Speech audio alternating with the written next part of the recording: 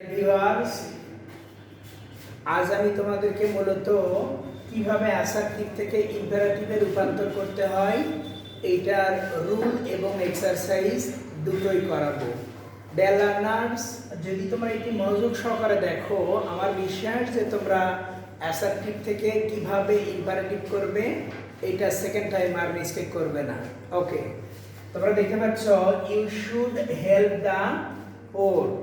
এই বাক্যটিতে যখন আমরা ইম্পারেটিভ করব, আমরা জানি যে অ্যাসার্টিভ সেন্টেন্সে যদি কখনো ইউ এবং মডাল অক্সিলারি থাকে তাহলে এগুলো অটোমেটিক উঠে যাবে এবং আমাদেরকে মূল ভাব দিয়ে বাক্য শুরু করতে হবে। তাহলে you should help the poor, এই বাক্যটিতে যখন আমরা ইম্পারেটিভ করব তাহলে ইউ উঠে যাবে, শুড উঠে যাবে এবং ভার্ব দিয়ে বাক্য শুরু হবে। তাহলে এটার আনসার হবে help the poor. Okay dear learners, পরেরটি আমরা লক্ষ্য করব you should never tell a lie. You should never tell a lie. এই বাক্যটিতে যখন আমরা ইম্পারেটিভ করব তখন আমাদেরকে সেম পলিসি অ্যাপ্লাই করতে হবে। ইউ বাদ যাবে, শুড বাদ যাবে এবং নেভার দিয়ে বাক্যটি শুরু হবে। তাহলে হবে never tell a lie.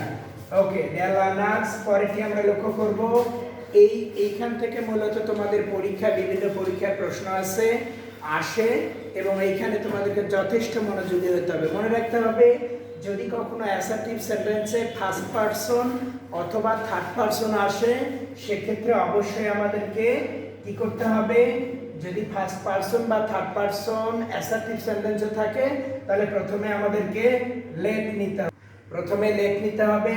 Late নেবার পর যে ফার্স্ট পারসন বা থার্ড পারসন থাকবে সেটির আমরা অবজেক্ট ফ্রম নিব। তাহলে এখানে আই আছে, আয়ের অবজেক্ট হলো মি। লেট মি, তারপরের অংশগুলো আমরা দিয়ে দিব। Let me drink water. ওকে ডিয়ার লার্নার্স, তাহলে এটি হলো আই ড্রিঙ্ক ওয়াটার। বাক্যটিকে যখন আমরা ইম্পারেটিভ করব এখানে আই থাকার কারণে আমরা প্রথমে লেট নিলাম, আইয়ের অবজেক্ট হলো মি, তারপর ড্রিঙ্ক, এরপর হলো ওয়াটার। তাহলে আই ড্রিঙ্ক ওয়াটার এটির ইম্পারেটিভ হবে লেট মি ড্রিঙ্ক ওয়াটার। পরেরটি লক্ষ্য করবে she cooks food. She third person singular number, third person singular হওয়ার কারণে আমরা আবারও সেম নিয়মে যাব, প্রথমে লেট নিব, শি থার্ড পারসন, এই জন্য শির অবজেক্ট ফ্রম হলো হার। তাহলে লেট হার, কুকস থেকে আমরা কুক নিব। যখন আমরা অ্যাসার্টিভ সেন্টেন্সে কুকস থাকবে অর্থাৎ ভার্বের সঙ্গে এস বাই এস থাকবে, ইম্পারেটিভ করার সময় আর এস বাই এস থাকবে না।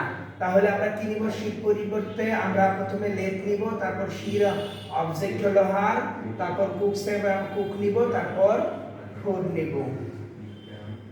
ওকে ডিয়ার লার্নার্স, পরেরটি আমরা লক্ষ্য করব we do not waste time. We do not waste time, আমরা সময় নষ্ট করি না। তাহলে এখানে উই আছে ফার্স্ট পারসন, তাহলে আমরা নিব লেট, উই এর অবজেক্ট হলো us. Let us not waste time.